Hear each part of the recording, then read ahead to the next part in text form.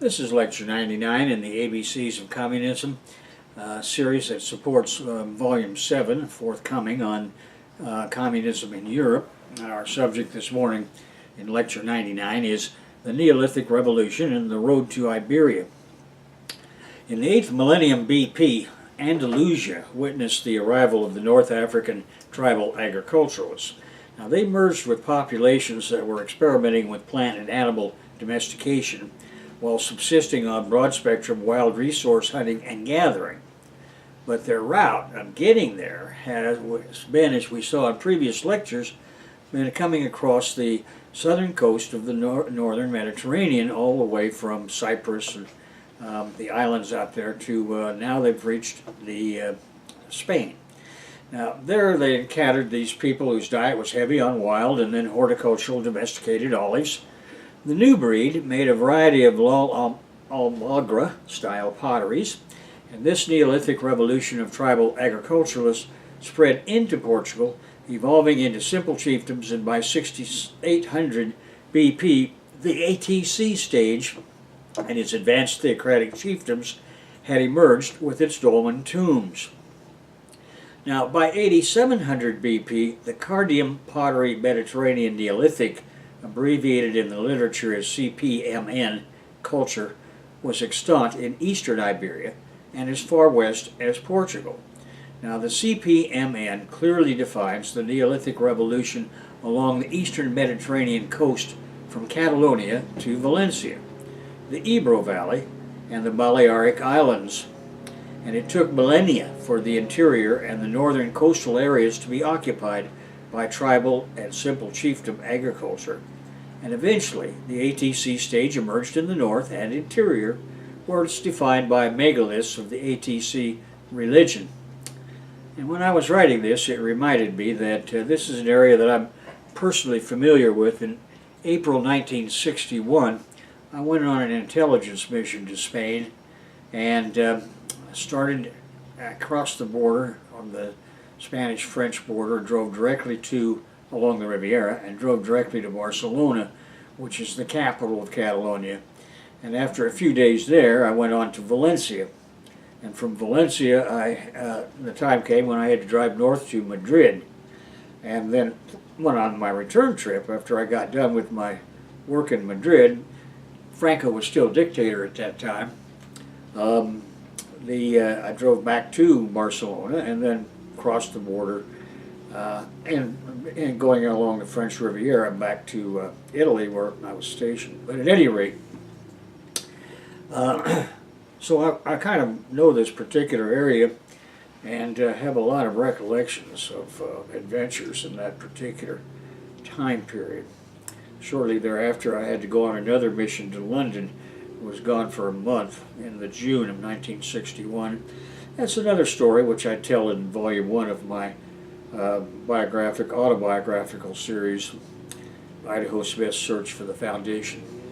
Anyway, one of these capitals of the ATC at that time was Perdigos in Reguensos de Montserrat. 20 small ivory statues dating to 4,500 years BP have been discovered there since 2011. And it has construction dating back to about 5,500 years. It has a necropolis. Outside the location there is a standing circle of stones called a cromlech. The Almendres cromlech site in Evora has megaliths from the late 8th to early 5th millennium BP. The Antegrande do Zamboheiro in Evora, Portugal, is dated between the early 4th and mid-5th millennium BP. The dolmen of Cunha Baja in Mangualde municipality dates between 5,000 and 4,500 BP, and the cave of Solemos was a burial place during the Neolithic. Now, by 7,600 BP, Neolithic agriculturalists had a reliance on farming with far-reaching ramifications. The archaeobotanical evidence shows that these people had a good broad spectrum of protein and nitrogen crops. Their crops featured hulled and naked wheat, barley, peas, lentils, fava beans, vetches, grass peas, flax, and poppy. This diversity of plants with different requirements for growing and processing proves these farmers had a wide range of farming knowledge. Risk management in case of crop failure was a major factor in the transition from the simple to advanced theocratic chiefdom stage. In other words, it created the objective basis for people to advocate this new religion that would give more authority to the center ranks. Now, there was a boom in population with the emergence of food production as opposed to food collection. This explosion in population occurs because there was more food readily available for consumption. Producing more than one needs per day is essential if a village and its farms are to have a storable surplus. Such surplus is necessary for tribal agriculturalists and the simple chiefdoms emerging from them. That is, storable surplus is a must for farming people dependent on rainfall, with crops susceptible to a variety of weather, pestilence, and disease dangers. Now we come to some socio-cultural centrifugal versus centripetal forces. The Neolithic Revolution encompasses the entire period of the stage of tribal agriculture and the transition into the servitude epoch via the stages of simple and advanced theocratic chiefdoms. In other words, the Neolithic Revolution is not just the stage of tribal agriculture. It goes on through these transitional stages we call the chiefdom transition. This is true because the chief diagnostic of the Neolithic Revolution is food production rather than food collection, in a word, agriculture. And as such, agriculture is not fully complete as a mode of production until its internal contradictions have been resolved. And the first Neolithic farmers had to deal with the immense weight of dangers to their crops and domestic animals. To do this effectively required the simple chiefdom centralization of authority over production and food storage.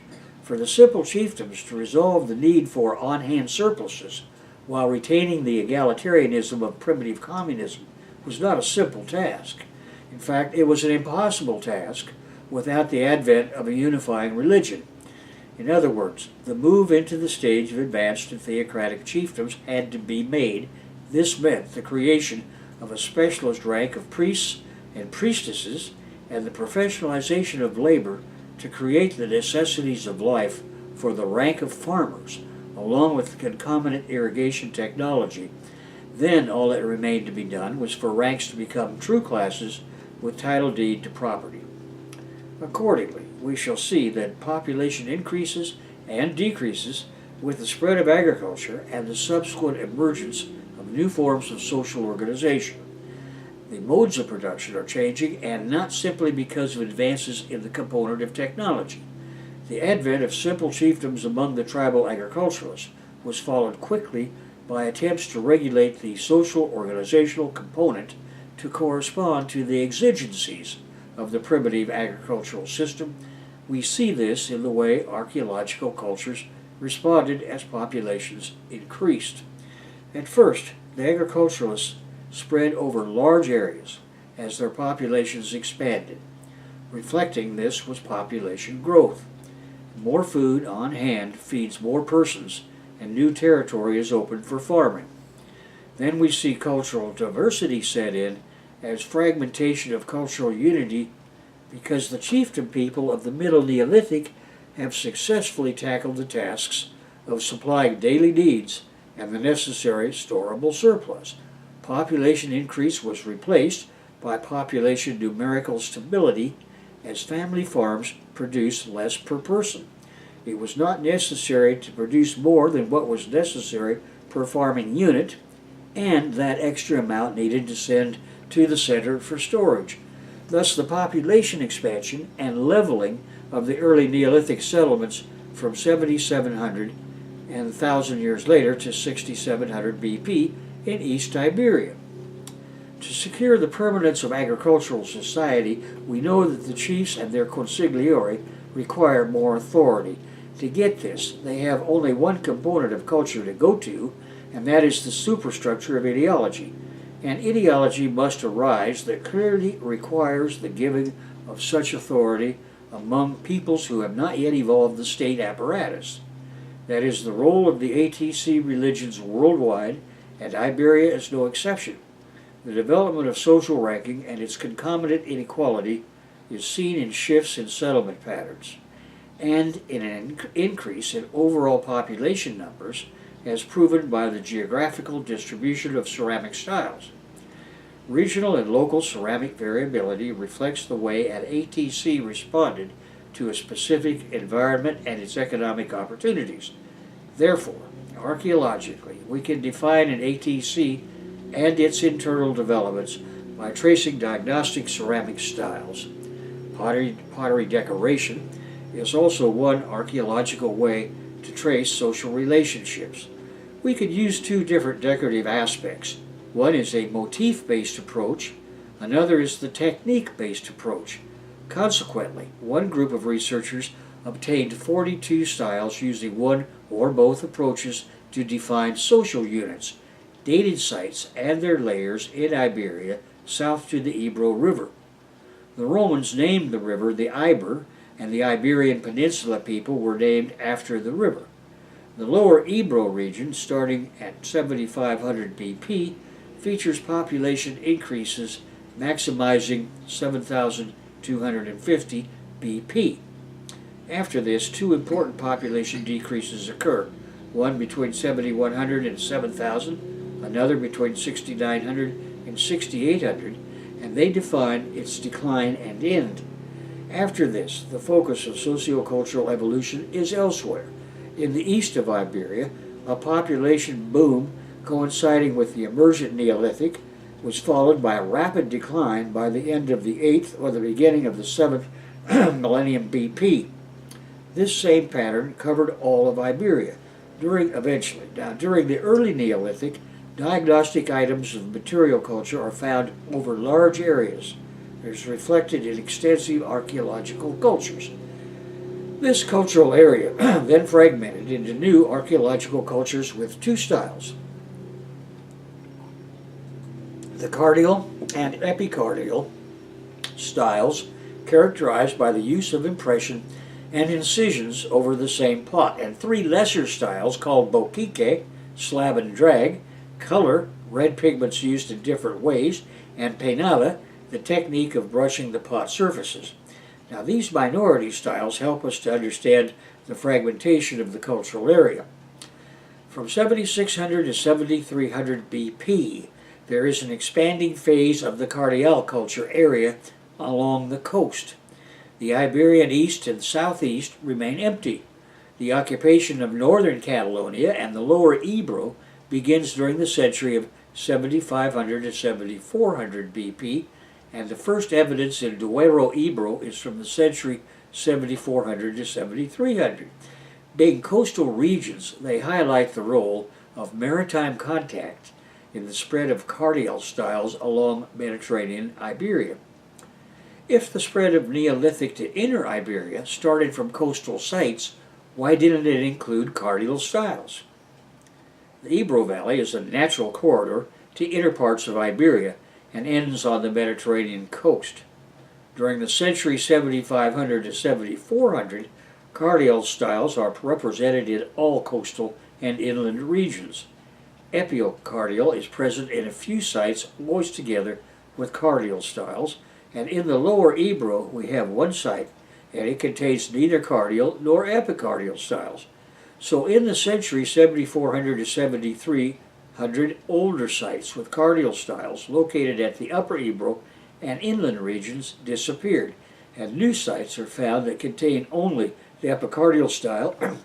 In the lower Ebro there are coastal cardial sites and inland epicardial sites.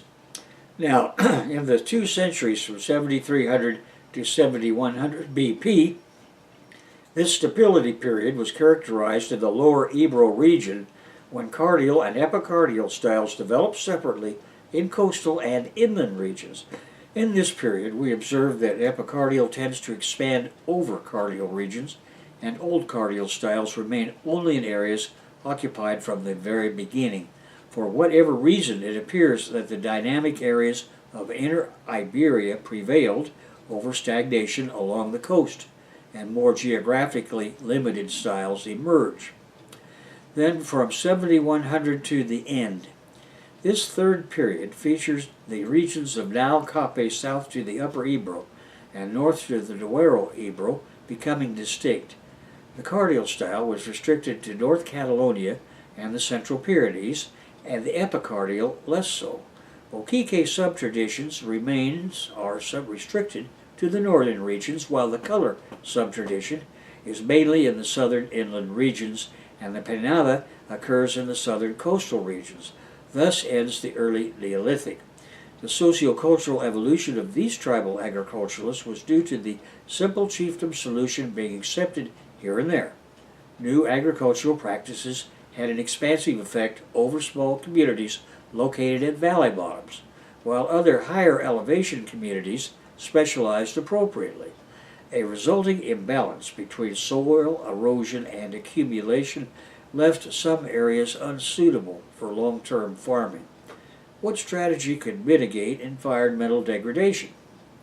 Well, one would be to reduce community size through emigration, fission, and colonization of new areas. Another would be to increase the area devoted to grazing relative to cultivation, and in fact both strategies occur. We know that the second option took place between the end of the 8th and the beginning of the 7th millennium BP in several areas. Dr. Cristina Valdiosera of Uppsala University and La Trobe University co-authored a study of the DNA of early farmers found in the El Portalón cave at the Atapuerca site. She says, quote, "Every year we find human and animal bones and artifacts including stone tools, ceramics, bone artifacts, and metal objects. It is like a detailed book of the last 10,000 years, providing a wonderful understanding of this period. The preservation of organic remains is great, and this has enabled us to study the genetic material complementing the archaeology." Dr. Valdesierra and her co-authors found that Iberian farmers are from the same group of people who migrated through the south of Europe and then populated Scandinavia and most of Europe, and her article was published in the Proceedings of the National Academy of Sciences. Therefore, the Iberian Neolithic Revolution was a germinal Europe and not just the Iberian Peninsula. It was interesting to see that farmers in Iberia, she says, had interbred with local hunter-gatherers for thousands of years. But what was more surprising was that this mixing became greater through time, unquote. She continued, "It appears that the longer farming was practiced, the more mixing took place. Genetically, people look increasingly like native hunter-gatherers and more distant from the original incoming farmers." The study also reports that the El Portalón individuals are genetically most similar to modern-day Basques. Quote, "Our results show that the Basques trace their ancestry to early farming groups from Iberia rather than Mesolithic hunter-gatherer groups," said senior author Professor Matthias Jacobson of Uppsala University. Quote, "The difference between the Basques and other Iberian groups is that these latter ones show distinct features of admixture from the east and from North Africa." Quote, "Basques have long been considered European outliers because of cultural differences," said co-author Dr. Colin Smith of La Trobe University. For example, their language is a complete isolate from the Indo-European languages, and they show genetic distinctiveness from other Iberian populations. It has even been suggested Basques are a modern extension of a local Paleolithic population from 10,000 years ago. He added, "But we now know that their closest ancestors are found in the Neolithic, and therefore are not that ancient." An interdisciplinary approach of archaeology and archaeogenetics has tackled one of the major questions in European prehistory, and that is the spread of maritime bell-beaker assemblages with its copper tools in Western and Central Europe. Does the beaker culture emanate from a common source in Iberia? The engraved stone plaques of the Iberian Late Neolithic and Copper Age from 5000 to 4500 BP, manufacturing methods and organization of their production is shown in one recent study to be divisible into two types. The classic and biomorphic types have shifting functions and meanings through time. Together, they constitute records of regional and local group identities that have in common the propagation of an ideology of inherited social differences that, I think, record the transition from simple to advanced theocratic chiefdoms. Great choices, great ramifications, freedom or slavery. The initial steps toward plant and animal domestication in the eastern Mediterranean can now be pushed back to the 12th millennium BP. Different species were domesticated in different parts of the Fertile Crescent. However, in their totality, the great choice with great ramifications had not to do with when and which animals and plants were brought under domestication, nor by who or whom.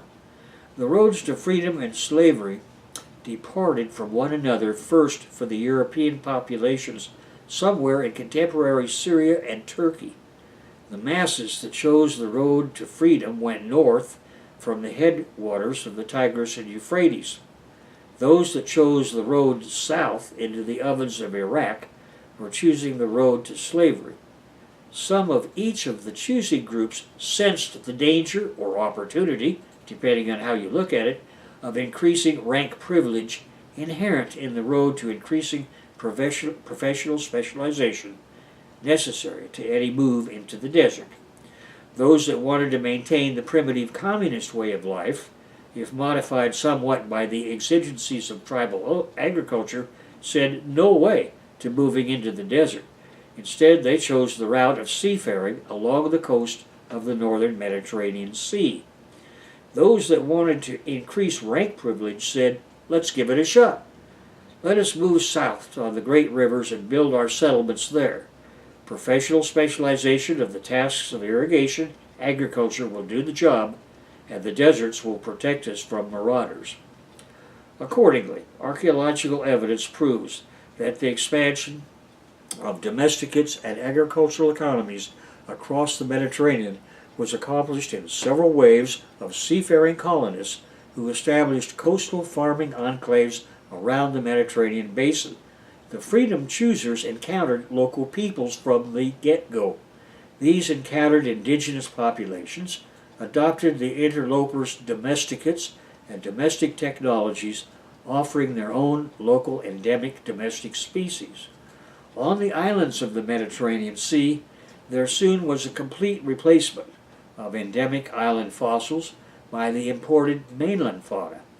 Everywhere on islands and on the European mainland, there were sustainable agricultural practices helping to maintain a high biodiversity. This transition from foraging and hunting to farming and herding was the most significant threshold in European history since the original arrival of Homo. Dialectically, domesticates and the agricultural economies based on them radically restructured human society, despite the intentions of the freedom choosers. In the long run, the choice to move north along the Mediterranean coast, leapfrogging from spot to spot, just bought time. Eventually, it was inevitable that the simple chiefdoms of the seafarers would be forced along the ATC path and slavery. The domestication of 4 Near Eastern livestock species of sheep, goats, cattle, and pigs, and their dispersal throughout the Mediterranean basin marked the transition from hunting to herding. Genetic analysis shows wild prey animals were transformed into herded livestock. This caused a sharp and fast reduction in overall body size among subject populations. This size reduction, with animal domestication, beginning with goats and then sheep, occurred about 10,000 to 9,500 BP. That is 1,000 years after the domestication of crop plants in the southern Levant. Domestication of goats and pigs occurred to the north and east of the heartland of plant domestication, and a second independent domestication of goats happened in the southern Levant. Why does size reduction occur with the transition from hunting to herding? Because of differences in the culling strategies of herders as opposed to hunters. We know that in archaeological assemblages generated by herders are the bones of smaller females slaughtered after their prime reproductive years. Excess males not needed for herd propagation were harvested at young ages, and their more friable bones are less well represented in these assemblages. For example, archaeological assemblages from Iraq and Iran show managed herds of goats with harvesting of young males and prolonged survivorship of females at the site of Ganj Dareh in Highland, Iran. The goats date 9,900 BP. 500 years later, the managed goats were moved from the natural habitat of wild goats into the hotter and more arid lowland of Iran. This marks the movers making the final transformation of their simple chiefdoms. They were now on the road to advanced theocratic chiefdom status. Whatever campaign slogans may have been used to support this move would be interesting to know.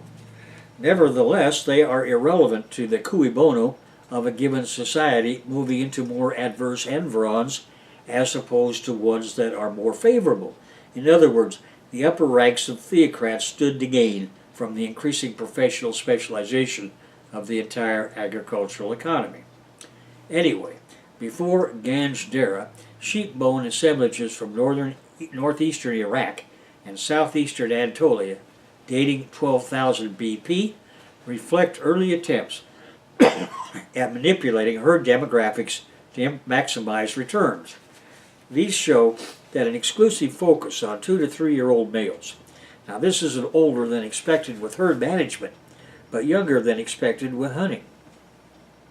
Hunters conserved female breeding stock, while at the same time relying on a steady immigration of younger males drawn from surrounding territories to fill the vacuum left by the kill-off of local prime-age males. Changes in the age of harvested caprine size are consistent with early herd management, and these are found in southeastern Anatolia at 10,500 BP. Sheep were an early focus of the transition from hunting to herding in this region. Managed goats arrived from outside the area at 10,200 BP. Demographic evidence for the management of morphologically unaltered caprines, mostly sheep, is found in central Anatolia between 10,400 and 1,000 years later at 9,400 BP. Therefore, both sheep and goats were brought under domestication independently and multiple times from the northern Zagros to southeastern Anatolia no later than 11,000 BP. Wild but managed goats appear through the region. This strategy reached the southernmost tips of both the eastern and western arms of the Fertile Crescent by 9,500 BP, and domestic sheep first appear in these regions 500 years later than managed goats. Archaeological evidence shows that by 10,500 BP, domesticated pigs are in southeastern Anatolia. Domestic pigs are not found in the southern Levant or lowland Iran until 8,500 BP. Recent demographic evidence suggests that taurine cattle were initially domesticated somewhere in the upper Euphrates Valley by 11,000 BP.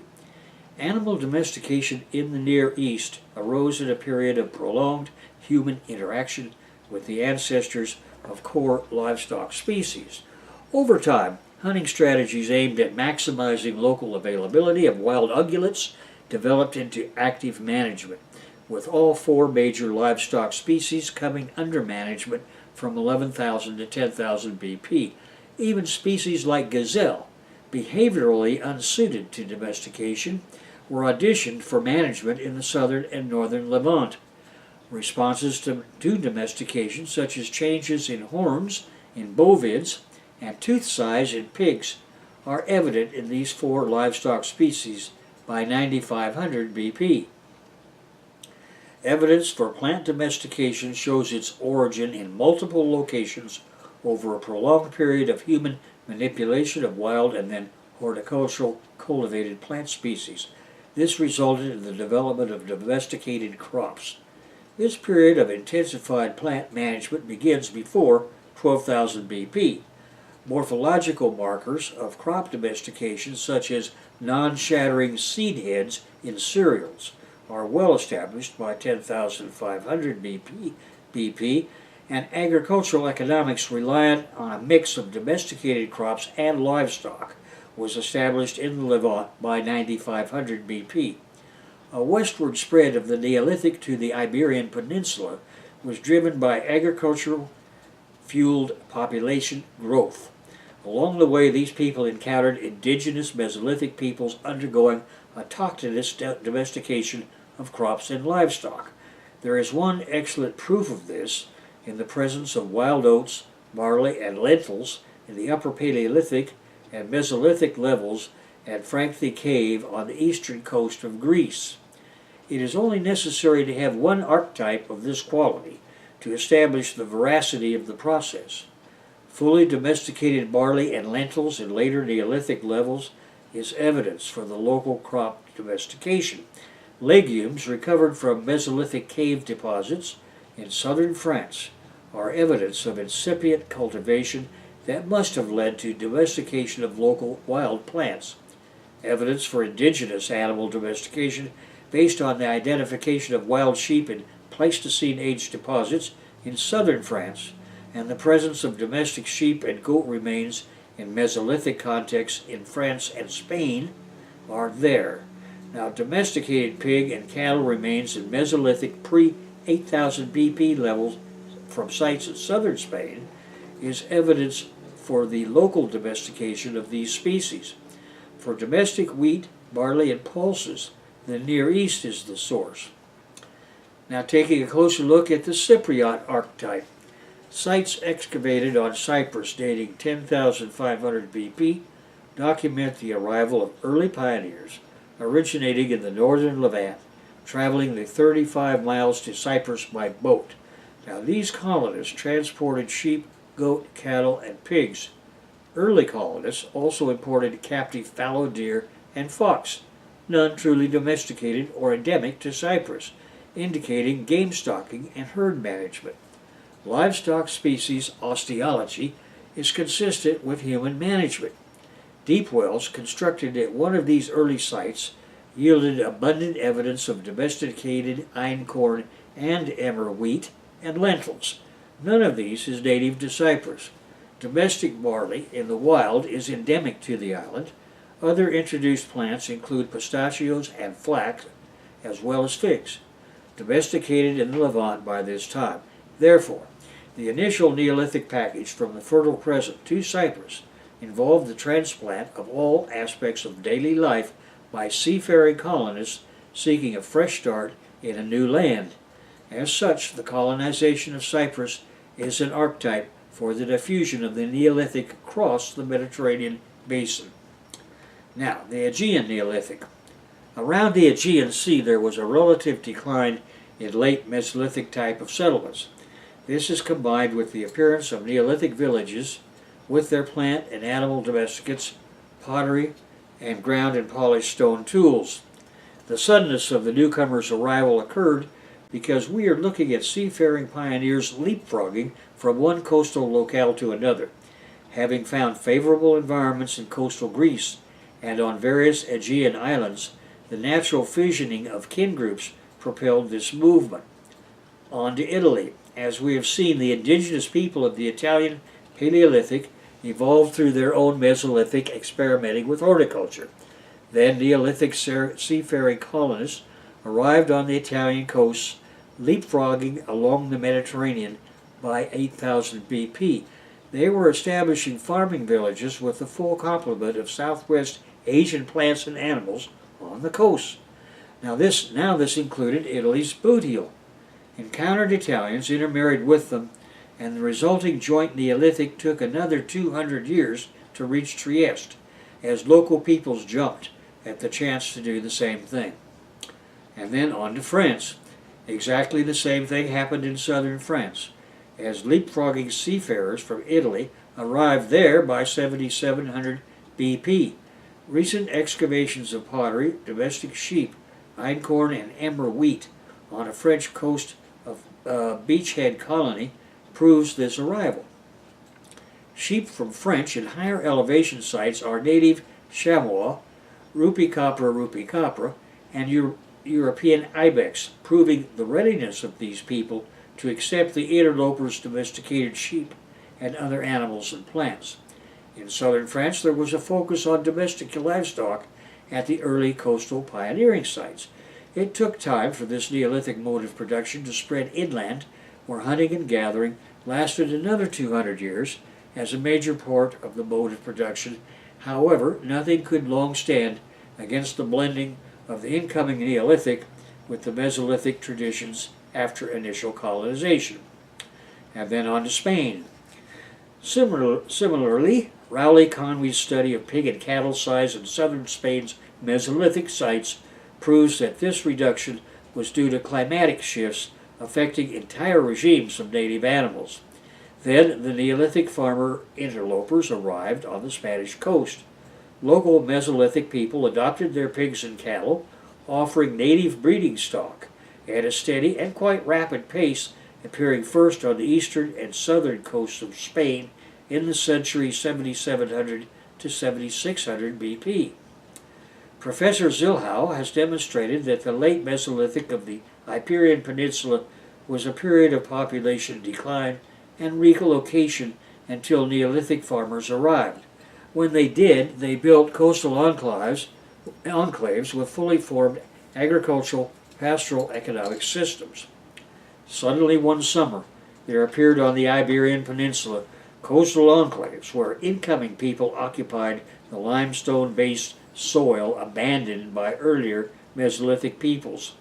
The initial establishment of these colonies followed the now familiar pattern.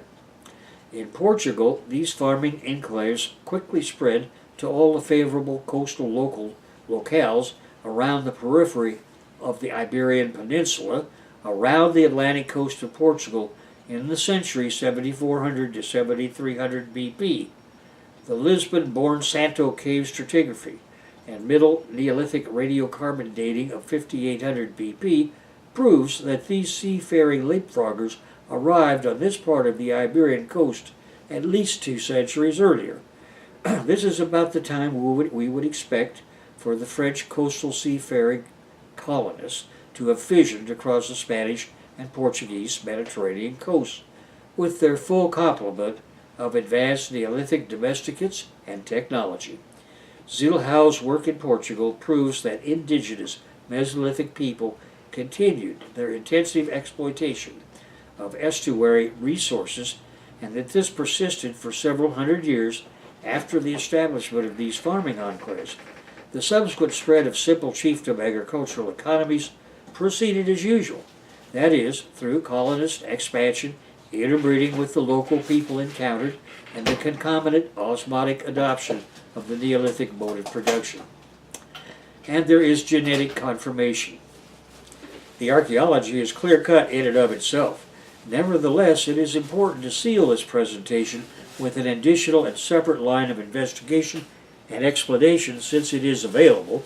Now, beginning in the eastern Mediterranean, there is a genetic disjunction between animal populations of later Neolithic sites and their Mesolithic and early Neolithic predecessors in the Aegean. This genetic data supports the thesis of archaeological cultural process of dispersal, adoption, and integration of the human populations that domesticated these species. Genetic studies of modern and ancient DNA from Mediterranean basin livestock species and their progenitors adds further support and nuance to this emerging picture. A study of ancient MT DNA has shown that 2 haplotypes of domestic goats, the A and C lineages, had arrived in southern France by 7300 BP. This means their dispersal from the Near East occurred as a single package. Among modern goat breeds in Portugal, researchers have found both the ubiquitous A haplotype and the much more restricted haplotype C. 3 domestic lineages were found among modern breeds of sheep in Portugal, including those previously found only in the Middle East and Asia. Both Portuguese sheep and goats show a much higher degree of within-breed genetic diversity than expected at the westernmost periphery of sheep and goat expansion. This diversity is attributed to multiple introductions of caprines into the Iberian Peninsula, not only through maritime colonization from Italy and France, but through subsequent introductions from Africa or overland through Europe. Now, the genetic data also support a pattern of multiple introductions of cattle into the region. The T3 haplotype of domestic cattle, which dominates among modern and ancient European cattle, seems to have followed a relatively rapid path of expansion around the Mediterranean basin without any significant introgression with female European aurochs. Modern DNA, however, indicates that T and T2 haplotype cattle were included in migratory movements into the Balkans and Central Europe. T1 cattle, which dominate among modern North African taurine cattle, were brought under domestication with other T haplogroup cattle in the Near East. Then they radiated across North Africa through trade and human migration. The patchy occurrence of the T1 haplotype among modern cattle in the Iberian Peninsula, Sicily, and central Italy, and the Balkans suggests that T1 cattle entered southern Europe from North Africa through multiple points of entry.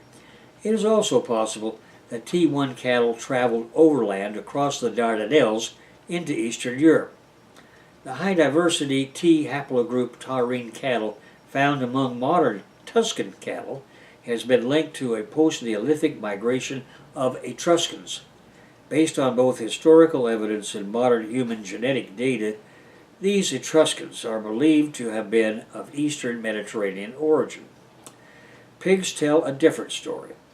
Research by Larson et al. Has shown that current-day domestic pigs in Europe bear no trace of Middle Eastern ancestry, but instead are most closely related to European wild boar.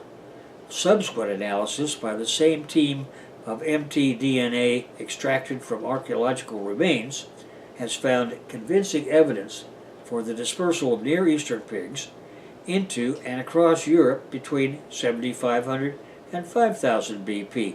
Subsequent to this initial diffusion, Near Eastern pigs are later replaced by domestic pigs of European maternal ancestry even within the Near East. Indigenous domestication of European boar also apparently happened several times, with two major European clades indicative of two separate domestication events, and an additional clade currently restricted to Italy and Sardinia, representing another.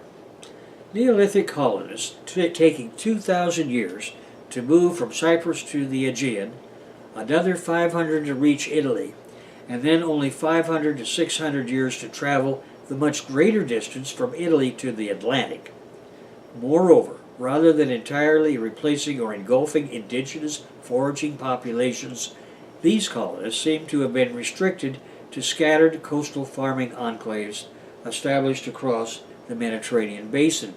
These beachhead settlements involved selective adoption and adaptation of elements of the Neolithic package by indigenous peoples. Moreover, although caprines, cattle, and primary crops were most certainly not independently domesticated in Europe, recent genetic data for pigs points to indigenous domestication of local wild boar, possibly occurring multiple times in geographically separate subpopulations.